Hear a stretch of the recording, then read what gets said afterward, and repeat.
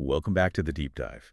So you've shared your sources with us, and we're looking at a really deeply reflective examination of a life defined by resistance and ideology. It's a fascinating story. It is. So our mission today is to unpack the documented journey of Imran Khan. We're focusing on his extraordinary transition, From a national sports icon, a hero. a total hero, to this persistent political figure who, really managed to challenge the established power structure.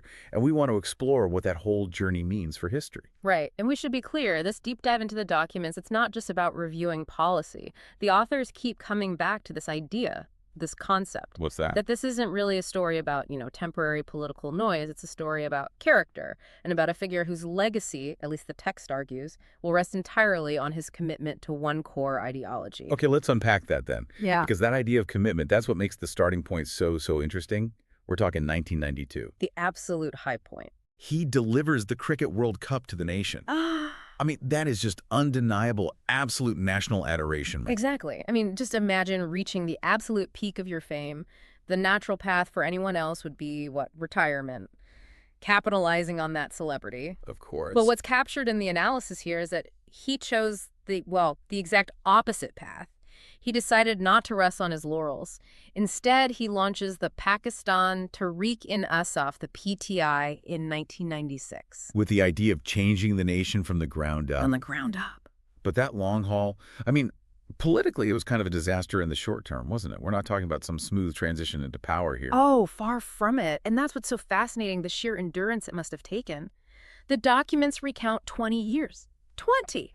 Spent in what the authors call the political wilderness. And this wasn't just slow progress. No, not at all. This period was defined by political isolation, repeated failures at the ballot box, intense public mockery, immense personal sacrifice. Wow. And the sources really emphasize this. Without a strong, almost singular belief in his foundational ideology, what they call the Nareya, that level of political isolation, it would have been impossible to sustain. Just impossible. So, fast forward, he finally breaks through in 2018, gains power after 2 decades of this sustained effort. Yeah. But the document suggests that the reward for all that endurance was, inheriting a nightmare. That's putting it mildly. The starting point in 2018 was dire. An empty national treasury, historically high public debts, and critically low confidence both at home and internationally. And this is the moment, right? This is the classic moment where most politicians facing immediate systemic failure would compromise. They'd compromise on their big ideas just to survive. But he didn't. The text asserts that instead of that quick political fix, Khan chose the harder path. The path of difficult, often non-populist decisions right from the very start. He believed the ideological correction was more important than, immediate popularity. And those non-populist decisions, they sort of paved the way for this huge shift towards social welfare. And that's really where the sources dedicate a lot of their attention. Yes. So let's shift focus. His social reform agenda, especially the Ehsaas Program. The Ehsaas Program is absolutely central to his whole philosophy of governance. It's presented as the operational solution to a problem that's been going on for decades. And this is where it gets really interesting. Yeah. Because the source material makes this really striking argument. Yeah. That historically, poverty in Pakistan was almost weaponized, maintained as a vote bank. Kept people dependent. Exactly. The whole incentive structure was set up to keep people dependent on politicians. The Ehsaas Program was framed as fundamentally breaking that cycle. It wasn't presented as charity. The state was saying this is a fundamental right of every citizen. And the mechanism, that's the proof point the text really leans on. This program, it benefited millions of families, but the critical innovation was the infrastructure. It was run through a transparent digital system. A digital system. And this system was very carefully designed to strip out the traditional pillars of corruption. Specifically, removing the need for seafarerish, personal recommendation. Right. And getting rid of the possibility of rishwat or bribery. So the very act of getting help was separated from political patronage. It was suddenly merit-based, needs-based. That is a massive structural challenge to the way things were. A huge challenge, and that's why the text elevates it beyond just being a policy. If we connect this to the bigger picture, the document explicitly identifies the Ehsaas Program as the practical operational manifestation of that state of Medina concept. A system built on justice and accountability. Verifiable social justice, accessible to the neediest. Exactly. And that welfare drive, it didn't just stop at cash transfers. It expanded pretty quickly, right? Yeah. Building on the legacy of the Shukat Khanum Hospital, which he'd founded years before. Yes, the health card, the Sehat card, that was a massive undertaking. The text details how it gave millions of families, especially in underprivileged areas, the hope and the security of free healthcare for catastrophic illnesses. And there was more, too. Oh, yeah. The establishment of Panaga shelters and Langar Khanas, soup kitchens for the homeless and daily wage laborers.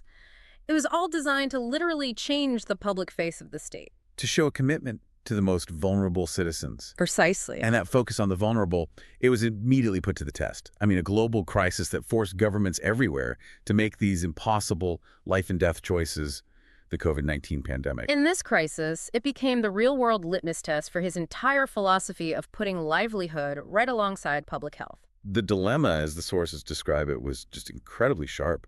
If you adopt the strategy of developed nations, a full, strict lockdown, you're basically inviting mass hunger. And economic collapse. In a developing country like Pakistan, where so many people depend on daily wages, the cure would have been worse than the disease. So what was the solution? The decision was to innovate heavily. He introduced the smart lockdown strategy. And this wasn't just a simple catchphrase. The sources emphasize this heavy reliance on data mapping, on localized data analytics. So using tech, like mobile network data. Exactly. Using mobile network data and infection modeling to identify specific hot zones. And that allowed for these hyper-localized closures while leaving the wider economy functional. That distinction is so crucial. It meant the wheels of commerce could keep turning, preventing total economic devastation, but you're still managing the outbreak. Precisely. And the claim in the text is that this unique data-driven model, it worked. It successfully allowed both life and livelihoods to continue at the same time. And importantly, the document highlights that this smart lockdown strategy gained global recognition. As a viable model for other developing nations. Right, for other countries facing that same devastating trade-off. So beyond just crisis management, the sources highlight this consistent focus on parts of society that had been, well, systematically ignored by previous governments. It ties back to that theme of economic justice we were talking about. And that focus was felt very deeply in rural Pakistan. The farmer, the Kisan, has historically been a marginalized figure. Right. During Khan's tenure, the sources document specific steps. They were granted recognition, ensuring better prices for their produce, getting targeted subsidies, and the introduction of the Kisan card. The text explicitly says these steps were laying the crucial foundation for long-term economic fairness. And the reforms, they weren't just about income. They were about opportunity and, maybe most critically, long-term national sustainability. Yes. In education, there was the push for the uniform curriculum, the Yaksan Nisab, which was aimed at bridging class divides in learning. And there was an active focus on establishing new universities. But the sources seem to put a lot of weight on the water security issue. They do. Perhaps the most compelling long-term effort detailed is the launch of the Dam Fund. It addressed what the document calls Pakistan's single biggest existential problem, water scarcity. And the sources framed that specific decision as a fundamentally non-political move, even though it was run by a politician. Correct. The text characterizes the Dam Fund as planning explicitly for future generations. It separates it from the typical short-term cycles of political point scoring.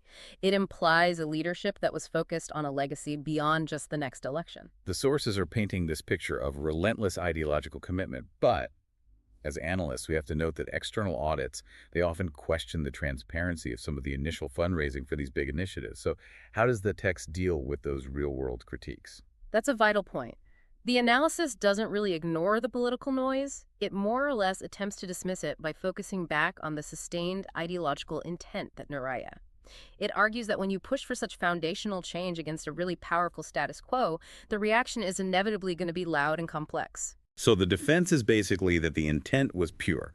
The core defense in the text is that the intent behind Ehsaas, the smart lockdown, the Dam Fund, it was all structural reform, which, by its very nature, is going to invite conflict. And that brings us, I suppose, to the current political reality.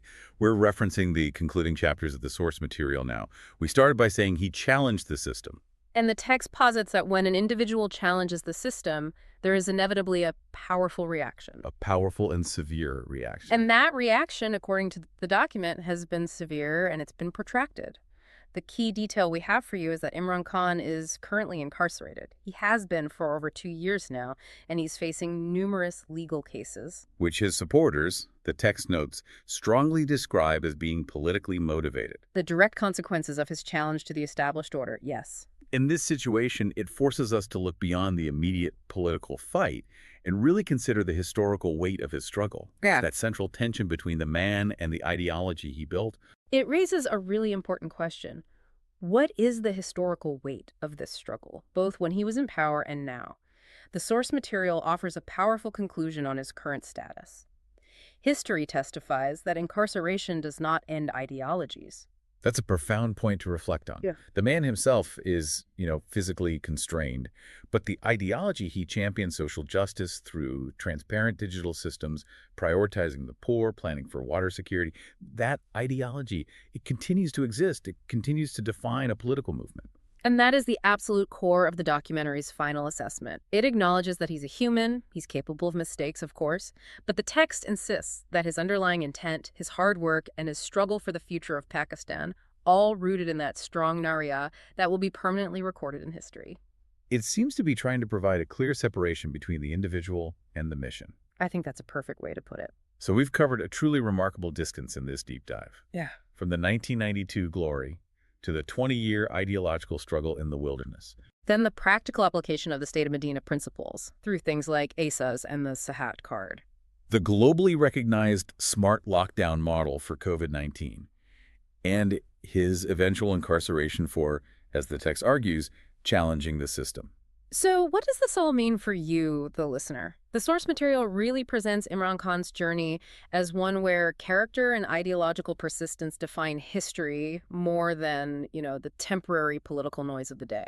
It leaves us with a central, really provocative thought that goes beyond just this specific politician and applies to all governance, really. Indeed. If knowledge is always valuable when it's understood and applied, how do we as citizens, as historians, how do we evaluate the legacy of complex structural governance programs like the digital transparency of Ehsaas or the long-term focus of the Dam Fund when the political fate of the person who launched them is so uncertain? How effectively can history separate the ideology and the policy achievement from the individual who currently sits in jail? That's what you're left to mull over. Food for thought indeed.